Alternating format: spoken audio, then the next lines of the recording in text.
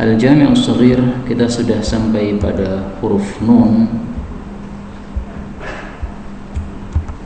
Dan nanti tolong kalau bacaannya berbeda diingatkan karena ada beberapa yang nomornya tidak pas nih. Dalam buku saya sekarang hadis nomor 9436. Faqala al-muallif rahimahullahu ta'ala wa nafa'ana bihi wa bi ulumihi fid dharain amin. Naha telah melarang Rasulullah sallallahu alaihi wasallam 'anil nafkhi dari meniup fish syarabi di dalam minuman. Jadi minuman yang panas apa? Fit ta'ami wa syarab. Baik. Oh, atau bawahnya? Bawahnya ada tuh ta'ami wa syarab. Jadi meniup makanan yang panas atau minuman yang panas tidak boleh, dilarang oleh Nabi. Nah, larangan ini menurut para ulama adalah litanzih, yaitu makruh saja. Tetapi apabila setelah itu makanan kita berikan kepada orang lain, kita tahu bahwasanya setelah itu makanan akan kita berikan kepada orang lain, maka hukumnya adalah menjadi haram ya. Kenapa haram? Karena memadarati dia. Kita tiup, maka dia akan menjadi ada madarat. Madarat diberikan kepada orang lain, enggak boleh, haram.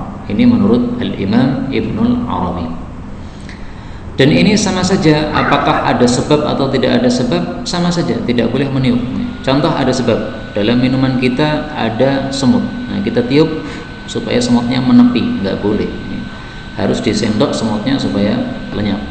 Intinya tidak boleh ditiup sama sekali. Ada sebab, tidak ada sebab, sama-sama enggak boleh. 437.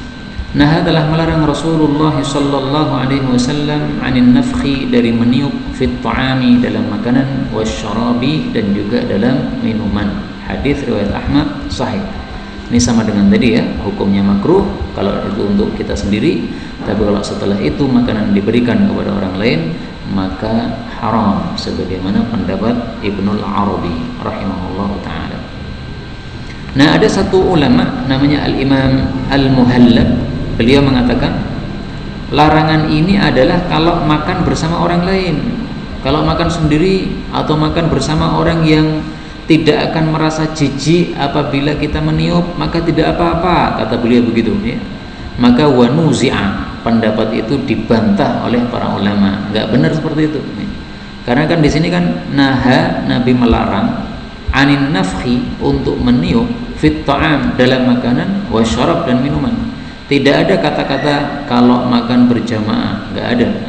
Maka hukum ini, larangan ini berlaku baik itu makan sendiri atau makan bersama, sama aja, enggak boleh. Jangan mengkhususkan dalil yang umum seperti ini. 38. Qala rahimahullah, qala Rasulullah sallallahu alaihi wasallam. Kalau di sini bukan qala Rasulullah ya. Naha Rasulullah sallallahu alaihi wasallam. Nabi melarang anin nuhba, dari nuhba, yaitu mengambil harta orang lain dengan paksa. Misalnya merampok, nah itu termasuk nuhba. Ngerebut, ngerayah, nah itu nuhba. Apa?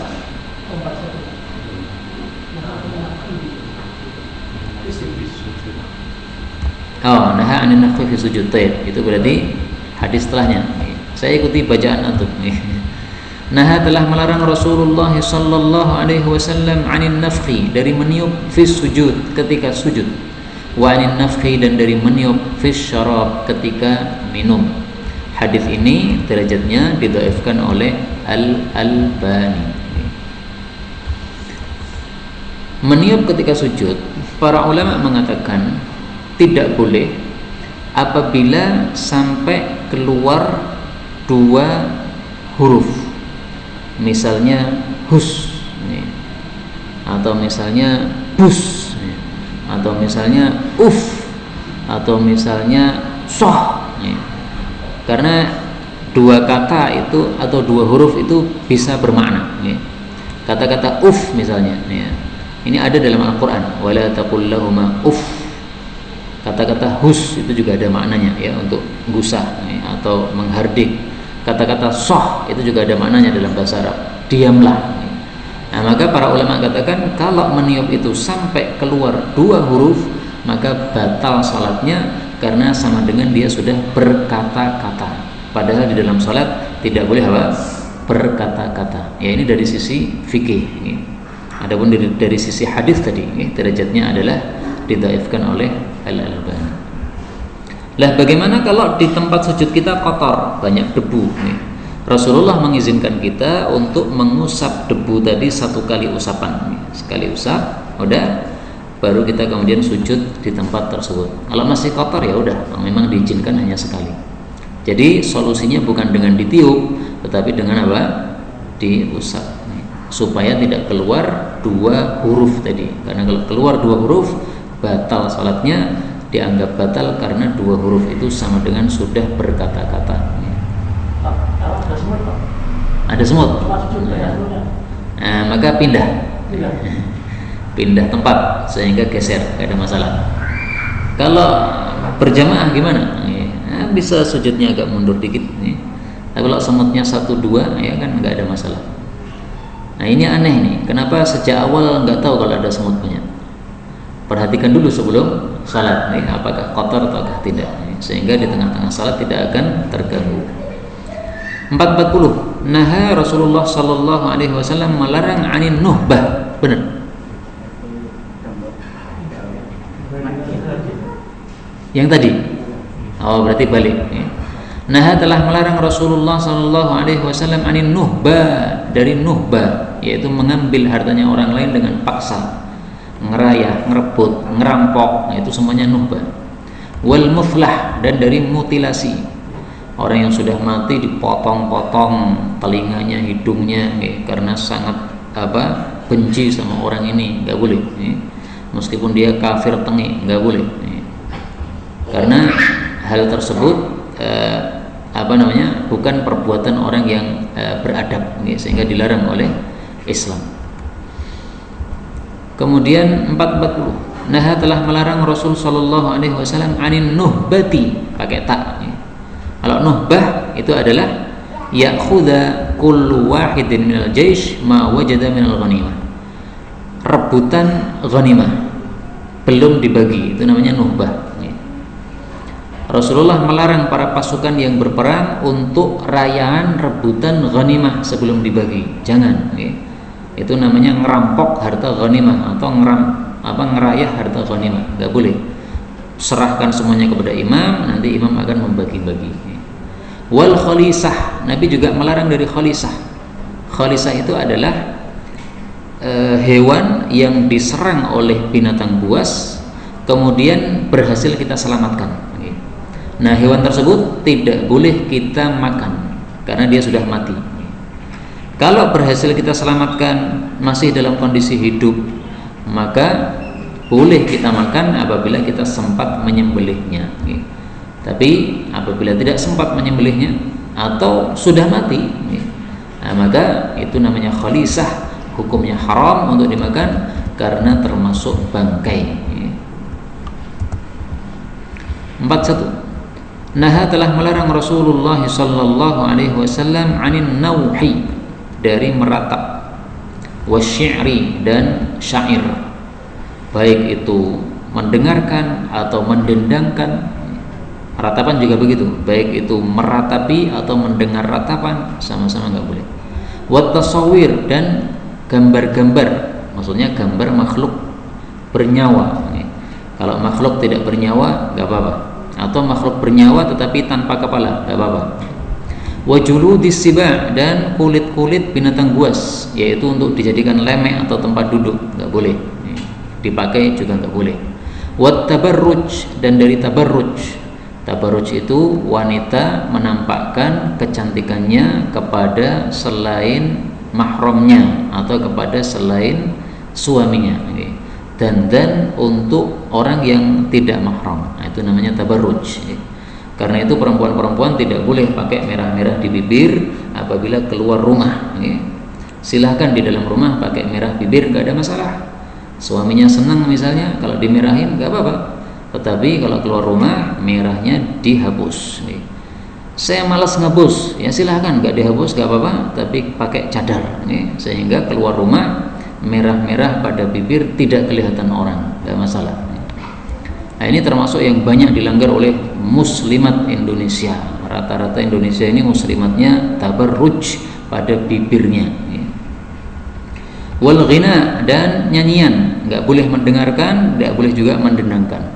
Wal dhahab, dan emas, yaitu untuk laki-laki. Wal khazzi, dan khaz ini satu jenis sutra, karena sutra kan bermacam-macam. Ini sutra khaz. Wal harir, dan sutra. Nah, kalau harir ini adalah umum. Hadis ini derajatnya sahih kecuali pada kalimat asy-syi'ri. Ini dhaif. Karena bertentangan dengan hadis yang sahih bahwasanya syair itu tidak dilarang oleh Rasulullah sallallahu alaihi wasallam. Bahkan Nabi memerintahkan Hasan bin Thabit yang ahli syair untuk menyampaikan syair-syairnya, karena syair-syairnya adalah syair yang baik. Syair itu menurut Nabi adalah asy-syi'ru bimanzilatil kalam. Syair itu seperti ucapan biasa. Fa hasanuhu ka hasanil kalam. Syair yang baik seperti ucapan yang baik. Wa qabihuhu ka qabihil kalam. Syair yang buruk seperti perkataan yang buruk. Maka bersyair enggak apa-apa. Nazam enggak apa-apa. Hadis riwayat Bukhari dalam Adabul Mufrad sahih.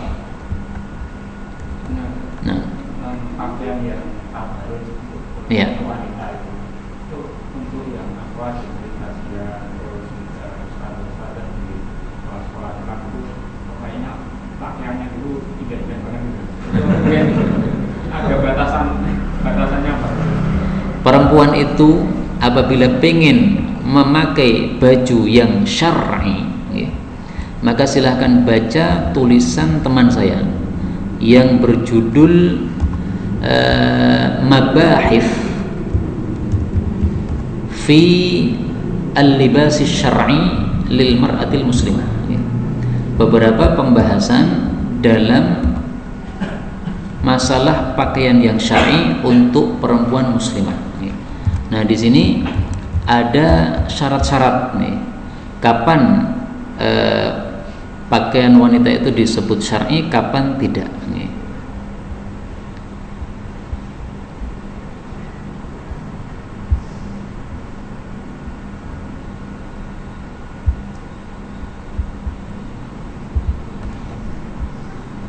Ayyakuna satiran. Yang pertama syaratnya harus menutup seluruh aurat. Kalau hanya sebagian aurat berarti tidak syar'i. Yang kedua ayyakuna safiqan la yashif. Dia harus tebal alias bagian dalamnya tidak tampak. Kalau terlalu tipis sehingga bagian dalam masih terlihat dari luar, itu podoe orang nganggo kelambi. Kemudian yang ketiga alla yakuna zinatan fi nafsihi. Tidak boleh baju itu sendiri adalah sangat menarik. Itu bajunya itu sendiri adalah sesuatu yang sangat menjadi hiasan. A'ni tabarrujan. Nah, itulah termasuk tabarruj. Jadi misalnya perempuan pakai satu baju yang semua orang melewati dia pasti noleh. Nah, itu berarti apa? Zinatan fi nafsih. Itu udah menarik langsung, enggak boleh. Pakai baju yang rata-rata dipakai orang, yang tidak sangat menarik perhatian. Makanya fatwa-fatwa ulama itu perempuan jangan pakai baju yang putih-putih dari atas sampai bawah sehingga tambah cantik gitu. Kemudian keempat ayyakuna fadfadan wasi'an ghairu dayyiq. Harus longgar tidak sempit. Maka ngapret ya itu tidak menutup aurat karena bagian-bagian yang menonjolnya masih tampak.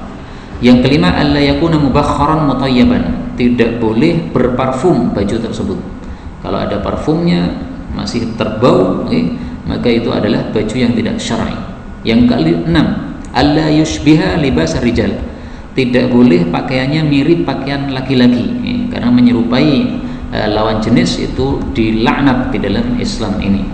Maka cewek-cewek yang pakai celana panjang kemudian keluar rumah, nah itu nggak boleh.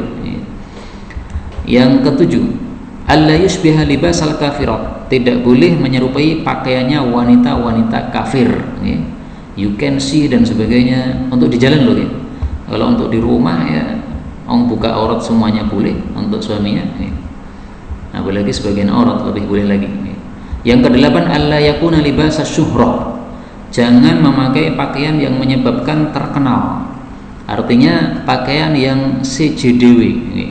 Misalnya seorang laki-laki di Indonesia itu nggak ada yang pakai baju warna pink.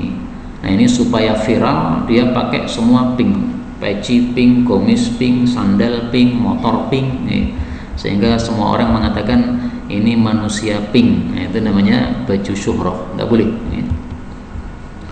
Tayyib, itu kalau perempuan mau syar'i, pakaiannya seperti itu tadi. 42. Nah, telah melarang Rasulullah sallallahu alaihi wasallam 'anil naum, dari tidur qabla al-isya, sebelum isya, wa 'anil hadis, dan dari ngobrol-ngobrol ba'daha, setelah isya. Hadis sahih, dan hadis ini maksudnya adalah supaya kita tidak terganggu salat jamaahnya. Karena kalau kita tidur sebelum isya dikhawatirkan geblas, akhirnya salat isya tidak berjamaah. Kalau kita ngobrol setelah isya sampai larut malam, akhirnya akan terganggu salat tahajudnya atau salat subuhnya. Maksudnya itu. Karena itu kalau kita yakin tidur sebelum isya tidak terganggu salat isyanya, nggak apa-apa. Misalnya kita sangat lelah sekali habis safar. Kalau tidak tidur habis maghrib, pasti nanti isya nggak akan bisa salat. Nah, maka antara maghrib sampai isya kita gunakan untuk tidur, dengan harapan nanti bangun isya itu sudah fresh, tidurnya di sini di tempat imam azan ini. Nah, maka nanti pas isya pasti kita digajul, ayo bangun. Nah, nggak apa-apa, karena tidak akan ngeblas, nggak ada masalah. Jadi memahami hadis seperti ini jangan terlalu tekstual, pokoknya rawleh tidur sebelum isya, nggak begitu. Tujuannya apa, dilarang ini apa, harus kita paham. Itu namanya maqasidus syariah, maksudnya syariah. Sehingga dengan memahami maqasidus syariah ini kita akan banyak paham masalah-masalah yang sebelumnya kita nggak paham. 43. Nah, telah melarang Nabi SAW 'anin niyahah, dari meratap, yaitu meratapi kematian orang yang sudah mati. Ini adat orang-orang jahiliyah, mengatakan ya jabalah, ya hasratah, dan sebagainya. Alangkah celaka saya karena kematian engkau, dan sebagainya. 44. Nah, Rasulullah sallallahu alaihi wasallam melarang 'anil wahdah, dari sendirian. Maksudnya sendirian apa? Ayyabita, bahwasanya bermalam, ar-rajulu, seseorang, laki-laki, perempuan juga sama, wahdahu, sendirian di rumahnya. Hadis riwayat Imam Ahmad sahih. Maka jangan tidur sendirian di rumah. Meskipun larangan ini menurut para ulama tidak sampai kepada haram, karena ini lil irsyad, sehingga tidak sampai kepada haram. Bahkan Rasulullah juga mengatakan, lau ya'lamun nasu minal wahdah ma'a'lam, kalau manusia itu mengetahui bahayanya orang sendirian, masa rorokibun bilailil wahdah, tidak mungkin ada orang berkendara sendirian malam-malam. Tapi kalau siang nggak ada masalah, karena kan banyak orang. Kalau malam-malam nggak bakal dia berjalan sendirian atau berkendara sendirian. Maka tidak hanya bermalam saja, bermalam di rumah saja yang dilarang sendirian, tidak, tetapi berjalan malam pun juga sendirian tidak boleh, apabila memang tidak ada orang di situ. Kalau banyak orang, insya Allah tidak ada masalah. 45. Nah, telah melarang Nabi SAW 'anil wasm, dari memberi tanda, fil wajah, pada wajah, waddarbi, dan memukul, fil wajah, pada wajah. Hadis sahih. Jadi kalau kita punya kendaraan unta atau kuda atau kambing, kita tandai dengan cara, biasanya kalau orang Arab itu dicos dengan besi yang panas. Nah, itu tidak boleh wasam tersebut atau tanda tersebut pada wajahnya kambing, nggak boleh. Hendaklah pada bagian lain selain wajah. Bahkan para ulama mengatakan kalau itu adalah unta-unta zakat, unta-unta yang dikumpulkan pada Baitul Mal, maka hukum memberikan tanda itu adalah yusannu, disunnahkan. Kenapa? Supaya tidak hilang. Karena kalau sudah kita stempel, kita kasih tanda, suatu saat itu kambing itu keluar dari kandangnya, nah akan bisa dikembalikan. Karena orang paham ini tanda unta zakat, kambing zakat nih, dan sebagainya. Rasul Shallallahu Alaihi Wasallam melakukan hal tersebut. Ya. Rasulullah melakukan apa? Memberi tanda untuk unta-unta zakat. Maka para ulama mengatakan bahwa hukumnya adalah sunnah apabila unta-unta itu atau hewan-hewan tersebut hewan-hewan zakat. Dalilnya dalam Sahih Bukhari. Anas mengatakan, wafaituhu, saya bertemu dengan Nabi fi yadihil misam, di dalam tangan Nabi ada alat untuk memberi tanda, yasimu ibilas sadaqah, beliau sedang memberi tanda unta-unta zakat yang sudah dikumpulkan untuk Baitul Mal. Ini hadis muttafaqun alaih. 46. Naha telah melarang Rasulullah sallallahu alaihi wasallam anil washmi, dari tato. Tato haram. Jadi larangannya ini tidak apa? Tidak makruh, tetapi haram. Karena pada hadis yang lain dilaknat oleh Nabi sallallahu alaihi wasallam. Dan tato itu dilarang karena menyebabkan najis-najis, kotoran-kotoran berkumpul di situ, tidak akan bisa bersih. 47. Naha telah melarang Nabi Shallallahu Alaihi Wasallam anil wisal, dari puasa sambung, yaitu beberapa hari tidak makan sama sekali, 2 hari, 3 hari, nggak boleh, haram. Bolehnya adalah puasa pagi kemudian buka puasa malam, atau buka puasa pas subuh lagi, nggak apa-apa. Tapi kalau hari berikutnya juga nggak makan sampai 2 hari berturut-turut, itu namanya wisal, nggak boleh. Dan ini hukumnya adalah haram. Kenapa? Karena dalam masalah ibadah, puasa termasuk ibadah. Jadi kaidahnya tolong dihafalkan. Larangan dalam hal ibadah hukum asalnya adalah haram. Adapun larangan dalam hal muamalah atau dalam hal adab, maksud saya, dalam hal adab, maka hukum asalnya adalah makruh saja. Nah, ini masalah puasa, sehingga hukumnya haram. Sebagian ulama mengatakan wisal itu makruh, tetapi yang benar insyaallah atau yang lebih kuat insyaallah bahwa wisal itu haram. 48. Nah, telah melarang Nabi Shallallahu Alaihi Wasallam an ijabati, dari mengijabai, mendatangi ta'amil fasikin, makanan orang-orang fasik, mendatangi undangan makan dari orang-orang fasik. Tapi hadis ini derajatnya apa? Dhaif. Akan tapi kalau kita menolak undangan orang-orang fasik, nggak apa-apa, karena kita punya alasan atau punya udzur. Misalnya kita tahu bahwasanya seseorang itu mendapatkan hasil uangnya dari riba. Nah, maka ketika dia membuat satu undangan, kita tidak datang. Kita beralasan, saya tidak mau datang karena Anda kerja riba. Saya khawatir Anda kasih saya dari hasil riba, sehingga saya mendapatkan keburukan dari harta, dari makanan Anda tersebut. Maka berdasarkan hadits ini juga para ulama mengambil kesimpulan bahwa walimah urs, walimah pernikahan itu tidak wajib didatangi kalau di situ ada kemungkaran. Misalnya ada dangdutannya, ceweknya joget-joget di situ, nah tidak usah datang. Kalau sudah terlanjur datang ternyata di situ ada jogetan begitu, pergi aja. Jangan malu-malu untuk pergi. Karena Abu Ayyub Al-Ansari itu pernah diundang walimah oleh Ibnu Umar. Maka Abu Ayyub Al-Ansari datang. Sampai di situ dia marah. Dia mengatakan, ini tembok dilarang oleh Nabi untuk ditutupi kain. Kenapa kalian tutupi dengan kain? Saya tidak mau makan. Kemudian keluar pergi. Padahal yang mengundang itu Ibnu Umar. Nah, Ibnu Umar mengatakan, saya dikalahkan oleh wanita-wanita itu. Artinya beliau itu sahabat Nabi yang keras, tetapi sama cewek-cewek juga kalah. Mereka menginginkan temboknya supaya bagus ditutupi kain, padahal Nabi udah melarang tembok-tembok tutupi kain, jangan tutupi kain, tembok biarkan aja. Yang boleh ditutupi kain hanyalah apa? Temboknya Ka'bah. 49. Naha telah melarang Nabi Shallallahu Alaihi Wasallam an dari ikhtinafil asqiyah. Apa itu ikhtinafil asqiyah? yaitu antuksara afwahul qirab, bahwasanya dipecah bagian mulut girbah-girbah wadah air wa yushrab minha, lalu diminum darinya. Artinya langsung nyucup gitu, tidak boleh. Jadi Nabi melarang dari nyucup pada wadah-wadah minuman pada bagian mulutnya. Karena kalau kita minum dengan cara seperti itu nanti bagian wadah minum yang kena mulut kita itu akan berbau nggak enak.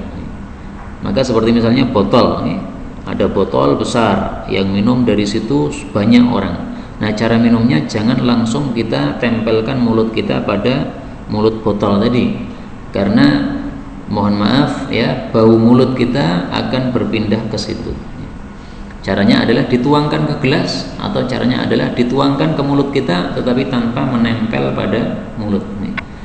Nah, kalau menempel itu namanya ikhtinatsil asqiyah, nggak boleh. Kalau ada pertanyaan, bukankah Nabi juga melakukan itu ikhtinathul asqiyah pada waktu perang Uhud? Maka jawabnya adalah itu kan kondisi darurat, kondisi perang, cepet-cepetan. Karena kalau minum nggak segera malah kena serangan musuh. Nah, maka karena terpaksa akhirnya beliau minumnya dengan cara seperti itu. Nggak apa-apa karena terpaksa. 450.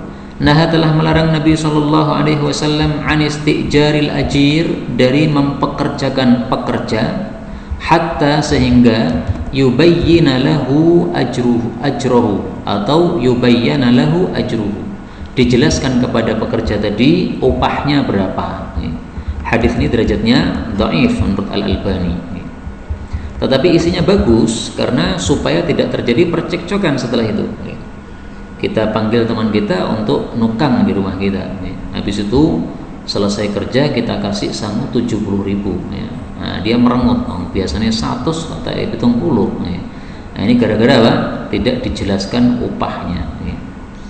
Nah, maka dijelaskan dulu. Kamu biasa kerja berapa sehari? Saya sehari biasanya 100. Ya udah 100 nih. Mungkin bagi tukang yang lain 70. Nah, tapi bagi dia 100 karena kerjaannya bagus. Nah, maka harus dijelaskan dulu. Maka hadisnya meskipun dhaif, bagus isinya, bisa dipraktekkan. Nah, seandainya berselisih pendapat, pekerja mengatakan gaji saya itu 100 bukan 70, sementara si orang yang mengupah dia tadi mengatakan, loh di kampung ini tuh biasanya 70, maka kalau kamu minta 100 ini terlalu banyak. Nah, maka hukumnya bagaimana? Hukumnya adalah dikembalikan kepada adat. Adatnya tukang yang seperti orang tadi, tukang yang sudah kampiun, yang sudah sangat cerdas pertukangannya, nilainya berapa? Kalau sehari biasanya nilainya 100, maka dia harus kasih 100. Tapi kalau pertukangannya itu mungkin masih awal-awal, dia tukang yang belum canggih, biasanya 70, ya berarti 70 sudah benar. 451. Nah, telah melarang Nabi SAW an akli, dari memakan athum, bawang putih. Maksudnya bawang putih yang masih mentah, karena baunya sangat dahsyat. Adapun yang sudah dimasak nggak apa-apa, ya, karena baunya tidak terlalu dahsyat. Dan ini larangan menurut para ulama adalah bagi orang-orang yang akan menghadiri masjid atau tempat-tempat perkumpulan umat Islam, karena akan mengganggu dengan bau ini. Tapi kalau dia di rumahnya sendiri makan bawang mentah ya nggak apa-apa. Seperti adatnya orang Arab, makan sate sambil ngeletusi bawang mentah, bawang putih mentah, dikeletusi begitu. 452. Nah, telah melarang Nabi SAW an akli, dari memakan al-basal, bawang merah. Ini sama juga ya, yang mentah. Yaitu larangannya ketika kita akan datang pada tempat-tempat perkumpulan umat Islam.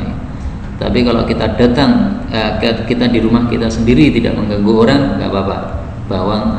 Bawang merah mentah nggak apa-apa. Karena Nabi SAW juga melakukannya. Bahkan Aisyah meriwayatkan bahwa akhir makanan yang dimakan oleh Nabi, di dalamnya ada basal, ada bawang merah. Disebutkan oleh Abu Dawud, yakni ghairan nadij, yaitu bawang merah yang belum matang. Nah, maka boleh karena di rumahnya sendiri. 453. Nah, telah melarang Nabi sallallahu alaihi wasallam an akil basal, dari makan bawang merah, wal qurraf, dan qurraf. Qurraf ini adalah satu jenis dari bawang merah. Karena bawang merah itu kan bermacam-macam. Ada jenis qurraf, wathum, dan bawang putih.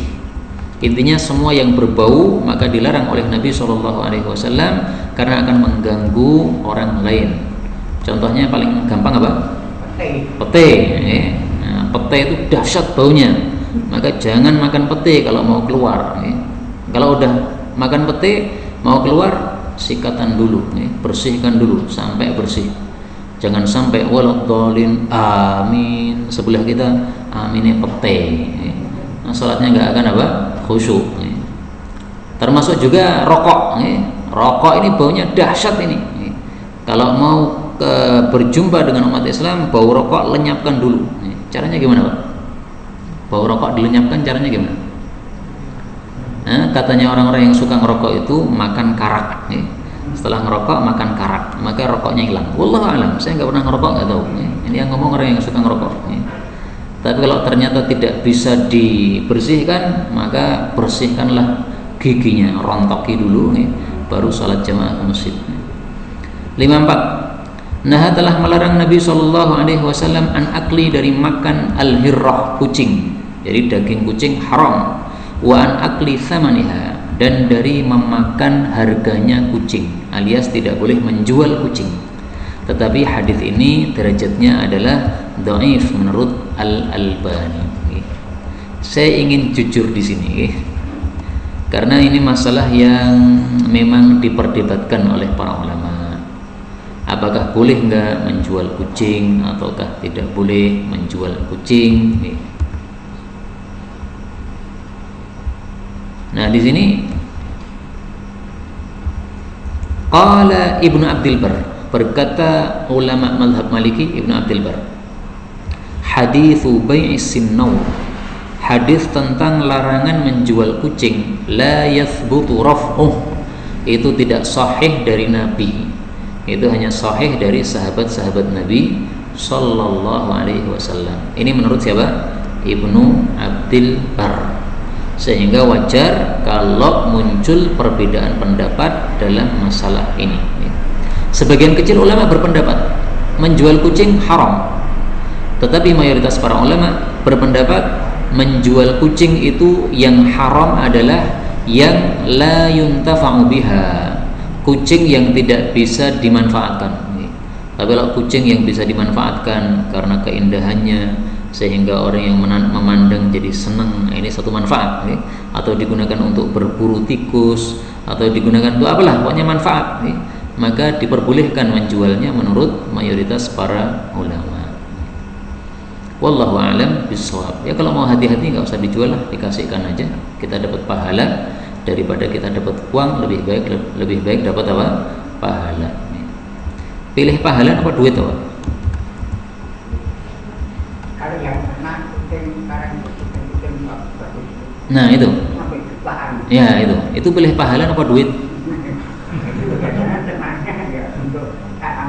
Orang-orang yang jual kucing hias itu loh, saya tanya itu, pilih pahala apa duit gitu. Kalau dia pilih duit ya dijual tadi 1 juta, 2 juta. Nah, pilih pahala kasihkan aja, dapat pahala. Tapi kadang orang itu kalau ditanya ya begitu jawabnya gini, pilih pahala plus duit, ngoten niku Pak. Ini orang bingung kalau jawabnya. 455. Nah, telah melarang Nabi SAW an thamanil kalbi, dari harganya anjing, dijual nggak boleh, kecuali anjing untuk berburu atau anjing untuk menjaga ternak dan sebagainya, itu boleh dijual karena ada hadis yang mengecualikan, yaitu illa kalban dorian. Kita lihat ya, dorian apa? Oh di sini nggak ada. Nah terus apa hadisnya? Oh ya, tayyib.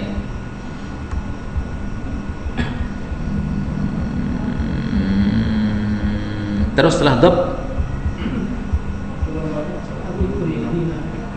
oh itu berarti yang dulu itu. Nah ini yang dulu 38 dalam kitab saya 38. Dalam kitab antum berapa? 17. Nah, telah melarang Nabi SAW an aklid dobbi, dari memakan biawak padang pasir. Hadis ini derajatnya dhaif, akan tetapi Asy-Syaikh Al-Albani malah menghasankannya.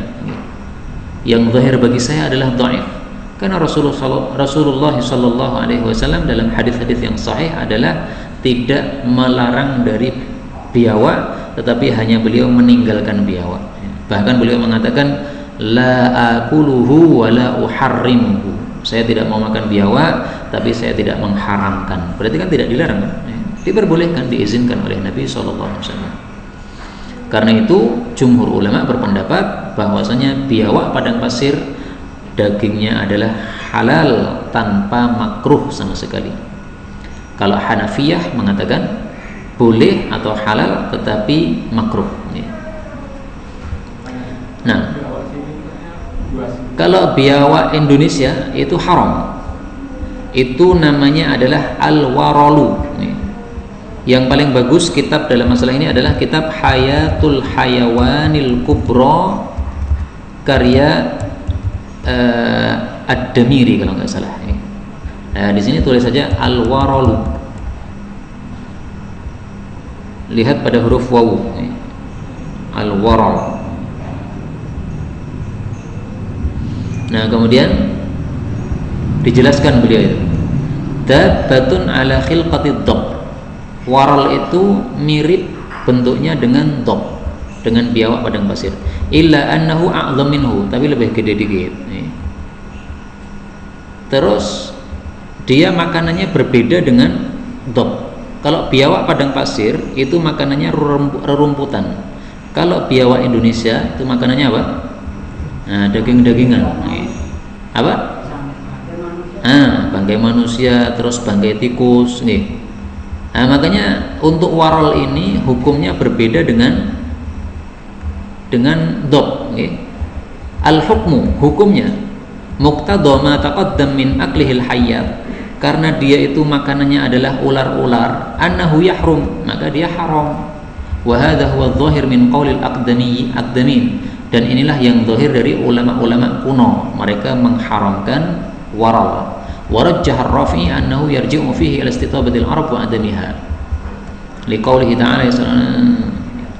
Jadi gini kesimpulannya, paling ringkas saja, bahwa waral itu mayoritas ulama menghukumi haram karena dia makanannya yang jelek-jelek tadi ya, bangkai tikus, ular dan sebagainya.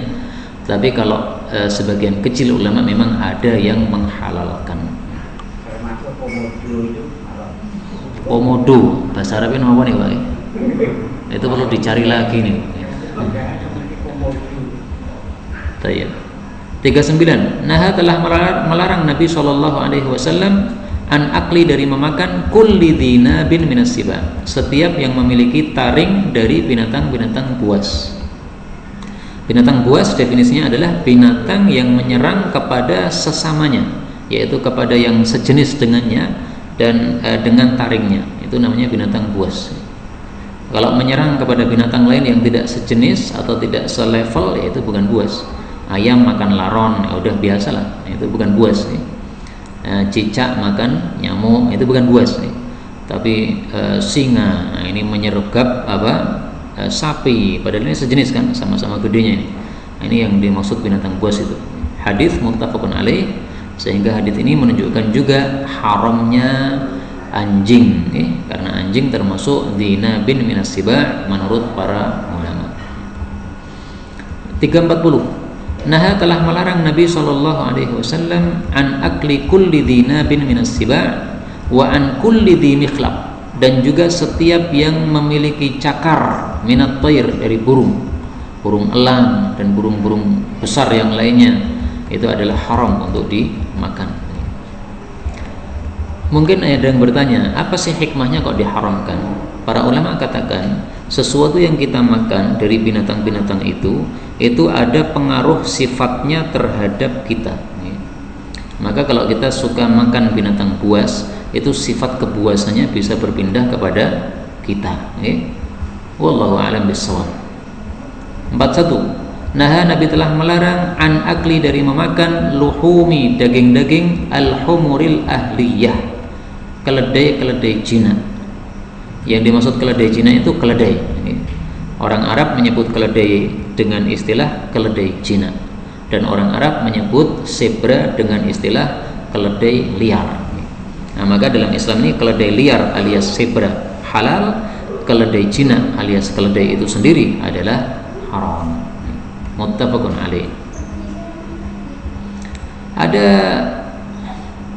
satu ulama ahlus sunnah yang menghalalkan keledai, yaitu Ibnu Abbas. Dalilnya hadis yang diriwayatkan oleh Abu Dawud. Rasulullah mengatakan kepada salah satu sahabatnya, at'im ahlaka min samini humurika, berilah makan kepada keluargamu dari keledai yang gemuk yang kamu miliki. Jadi silahkan kamu sembelih keledai yang gemuk, kamu masak, kamu makan. Nah, maka jawaban terhadap pendapat Ibnu Abbas ini adalah, pertama, hadis tersebut muttarib. Hadis muttarib termasuk hadis yang dhaif, sehingga tidak bisa dijadikan dalil. Anggaplah hadisnya sahih, tetap tidak bisa dijadikan dalil. Kenapa? Karena sabda Nabi ini disampaikan kepada orang yang terpaksa. Ya Rasulullah, saya kelaparan, nggak ada makanan, dan tetangga-tetangga juga nggak punya. Engkau sendiri juga nggak bisa memberi saya. Nah, gimana ini solusinya? Beliau katakan, beri makan keluargamu dari keledai, karena terpaksa. Nah, maka ini hukum terpaksa, berbeda dengan kondisi biasa. Berikutnya, Naha telah melarang Nabi SAW an akli luhumil khayl, dari memakan daging kuda, wal bighal, dan bighal, yaitu hasil dari perkawinan antara keledai dengan kuda, lahirlah bighal, wal hamir, dan himar, wa kulli dhinabin minas siba, dan setiap yang bertaring dari binatang buas. Hadis ini derajatnya dhaif, sehingga tidak bisa dijadikan dalil. Adapun dari sisi hukum, maka daging kuda halal, bighal haram, keledai haram, binatang buas haram.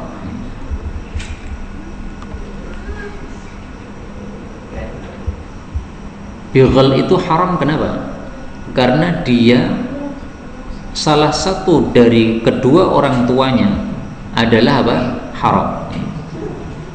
Bapaknya kuda misalnya, bapaknya keledai, kemudian ibunya kuda misalnya. Nggak tahu saya kebalik gimana ini. Pokoknya intinya salah satunya adalah apa? Haram karena keledai. Nah, maka di situ hasilnya juga haram. Kaidahnya jangan lupa. Kullu ma tawallada min haramin fahuwa haramun. Setiap yang terlahir dari sesuatu yang haram, maka dia haram. Bighal ini salah satu orang tuanya halal, yaitu kuda, tapi salah satu orang tuanya haram, yaitu keledai, maka haram. Kaidah yang kedua yang jangan dilupakan juga, idza ijtama'a al halalu wal haramu ghullibal haramu. Apabila berkumpul halal dengan haram, kuda dengan keledai, ghullibal haram, maka yang dimenangkan adalah yang haramnya. Soto campur babi, babinya cuma sak sendok tok, ya haram soto semuanya. Maka jangan dicampur-campur dengan yang haram. Ini udah dapat berapa hadis nih, Pak? Berapa? Enggak dihitung.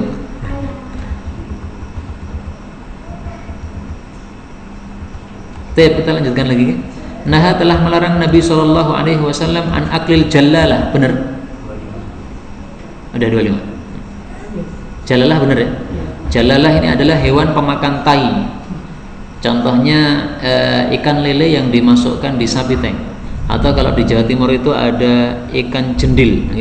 Ikan jendil itu sukanya mendekati orang yang lagi nongkrong di pinggir kali. Begitu keluar langsung disantap, itu ikan jendil. Maka termasuk yang tidak boleh dimakan. Wa albaniyah, dan susunya juga nggak boleh. 44. Naha Nabi SAW melarang an akli, dari memakan al mujassamah, hewan yang ditahan untuk sasaran panah. Jadi latihan panah dengan disasarkan pada ayamnya diikat. Nah itu nggak boleh dimakan nanti. Kenapa? Karena matinya mati bukan disembelih, sehingga dia termasuk bangkai. Wahiyah dan mujassamah adalah allati tusbar, yang ditahan bin nabl, dengan anak panah. Maksudnya ditahan dengan tali kemudian dipanah dengan anak panah. Ini haram karena termasuk bangkai. Kayaknya hadis setelahnya sudah kita baca ya. Setelahnya apa? Hatta yumkina aklu. Taib. Kita baca pada waktu yang lainnya aja ya. Insyaallah hadis-hadis berikutnya, karena udah 25 hadis sebagaimana biasanya, supaya tidak terlalu larut malam. Karena kalau terlalu larut malam, saya khawatir malah kita tidak bisa salat tahajud nih. Ya, di Mantung itu saya ngajar sampai jam 10 malam nih. Nah itu kadang-kadang ya, bangun itu sudah adzan subuh atau menjelang subuh, karena selesai pengajian tidak bisa langsung kelesek tidur begitu. Nah, maka supaya tidak terlalu malam, kita cukupkan sampai di sini saja. Subhanakallahumma rabbana bihamdika asyhadu an la ilaha illa anta astaghfiruka